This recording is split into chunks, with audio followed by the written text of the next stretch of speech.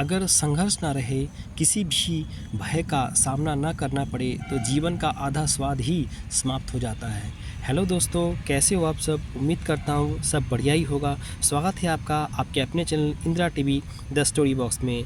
आज हम आपको एक महान स्वतंत्रता सेनानी और देशभक्त नेताजी सुभाष चंद्र बोस की कहानी सुनाने जा रहे हैं। हमें उम्मीद है ये कहानी आपको बेहद पसंद आएगी। तो आइए इस कहानी की खूबसूरत शुरुआत करते हैं। स्वतंत्रता की बलिवेदी पर मर मिटने वाले वीर पुरुषों में सुभाष चंद्र बोस का नाम अग्रणी है। वे अंग्रेज के विरुद्ध युद्ध करके देश को आज़ाद कराना चाहते थे। उन्होंने भारतीयों का आह्वान किया, तुम मुझे खून दो, मैं तुम्हें आज़ादी दूंगा। सुभाष की इस दहाड़ से अंग्रेजों की सत्ता हिलने लगी थी। उनकी इस आवाज़ के पीछे लाखों हिंदुस्तानी कुर्बान होने के लिए तत्पर हो गए थे। जन्म और शिक्षा। नेताजी सुभाष चंद्र बोस का जन्म 23 जनवरी सन 1897 ईस्वी को उड़ीसा प्रांत के कटक नगर में हुआ था। उनके पिता जानकीनाथ बोस एक वकील थे। उनकी प्रारंभिक शिक्षा कटक में हुई थी। कलकत्ता के प्रेसिडेंसी कॉलेज से उन्होंने मैट्रिक की परीक्षा प्रथम श्रेणी में उत्तीर्ण की। उसके बाद में वहीं से स्कॉटविच चर्च कॉलेज से बीए की परीक्षा पास कर वे ICS की परीक्षा देने के लिए इंग्लैंड गए। उत्तीर्ण होने पर वे स्वदेश लौटे और यहाँ एक उच्च पद अधिकारी बन गए। स्वतंत्रता आंदोलन में प्रवेश। 1 अगस्त सन 1920 ईस्वी में गांधी जी ने असहयोग आंदोलन पूरे भारत में प्रबल थी, जिससे देश में प्रभुत्व लोग अपना अपना कार्य छोड़कर भाग ले रहे थे। लोगों में काफ़ी उत्साह था। सुभाष ऐसे अवसर पर सरकारी नौकरी को ठोकर मारकर आंदोलन में कूद पड़े। 1920 ईस्वी के नागपुर अधिवेशन में उन्हें काफ़ी प्रभावित किया। वे जी जान से आंदोलन में भाग लेने लगे और कई बार जेल भी गए। उनके जोश व देशभक्त से सारे नेता प्रभावित हुए।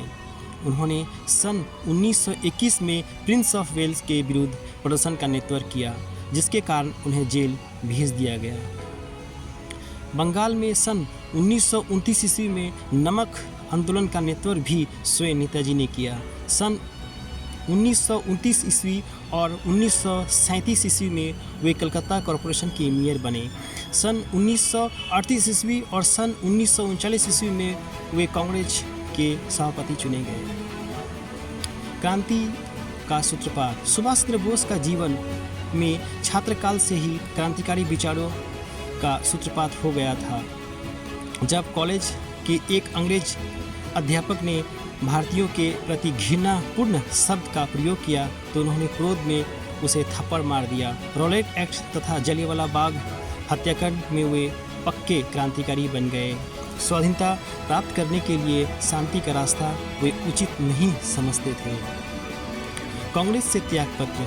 अपने क्रांतिकारी विचारों से वे कांग्रेस के अहिंसापूर्ण आंदोलन में विश्वास नहीं रखते थे, इसलिए कांग्रेस से त्यागपत्र दे दिया। वे अंग्रेजों के विरुद्ध युद्ध छेड़कर देश को स्वाधीन करना चाहते थे। उन्होंने देश में हिंदू मुस्लिम एकता के लिए फॉरवर्ड ब्लॉक की स्थापना की। उनके तीव्र क्रांतिकारी विचारों और कार्यों में त्रस्त होकर अंग्रेज सरकार ने उन्हें जेल भेज दिया। वहां उन्होंने भूख हड़ताल कर दी, जिससे देश में अशांति फैल गई, अतः उन्हें घर पर ही नजरबंद रखा गया। 26 जनवरी 1942 ईस्वी को वे पुलिस को चकमा देकर जियाउद्दीन नामक से काबुल रास्ते जर्मनी पहुंचे। जर्मनी के नेता हिटलर ने उनका स्वागत किया। उन्होंने जर्मन रेडियो केंद्र से भारतवासियों के नाम स्वाधीनता संदेश दिया था। आज़ाद हिंद सेना। वे जर्मनी से टोक्यो पहुंचे। वहां उन्होंने आज़ाद हिंद फौज की स्थापना की। यह फौज अंग्रेजों के विरुद्ध लड़कर भारत को स्वाधीन करने के लिए बनाई गई थी। आज़ाद हिंद फौज के सैनिकों ने निश्चय किया कि वे लड़ते हुए दिल्ली पहुंचकर अपने देश की आज़ादी की घोषणा करेंगे या वीरगति को प्राप्त होंगे। परंतु द्वितीय महायुद्ध में जापान पराजित हो गया। नेताजी का निधन। जापान की हार के कारण आज़ाद हिंद फौज को भी आत्मसमर्पण करना पड़ा। नेताजी एक वायुयान द्वारा बैंकॉक से टोक्यो जा रहे थे कि मार्ग में विमान दुर्घटना में नेताजी का स्वर्गवास हो गया, परंतु नेताजी का शव या कोई चिन्ह उपलब्ध न होने के कारण कुछ लोग आज भी नेताजी की मृत्यु पर संदेह है। उपसार, नेताजी हमारे बीच नहीं है, किंतु उनका नाम हमें सदा प्रेरणा देता रहेगा। उन्होंने जो बलिदान दिया और जिस साहस एवं वीरता का परिचय दिया, वह हमें सदैव मार्ग दिखलाता रहेगा, इसलिए वे हमारे लिए अमर है। नेताजी भारत माँ के ऐसे सपूत थे जिन्होंने भारतवासियों को झुकना नहीं सिखाया, प्रभुत्व शेर की तरह दहाड़ना सिखाया। नेताजी ने तुम मुझे खून दो मैं तुम्हें आज़ादी दूंगा का आह्वान कर जनता में वीरता के बीज बोए। ऐसे वीर पुरुष को भारत के इतिहास में सदा बड़ी श्रद्धा से स्मरण किया जाएगा।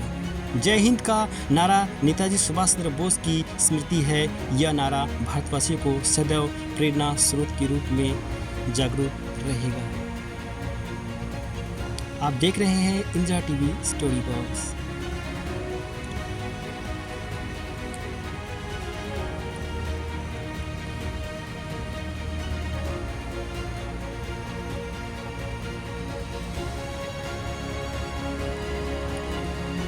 आपको नेताजी सुभाष चंद्र बोस की कहानी कैसी लगी, कमेंट में अपनी राय ज़रूर बताइए।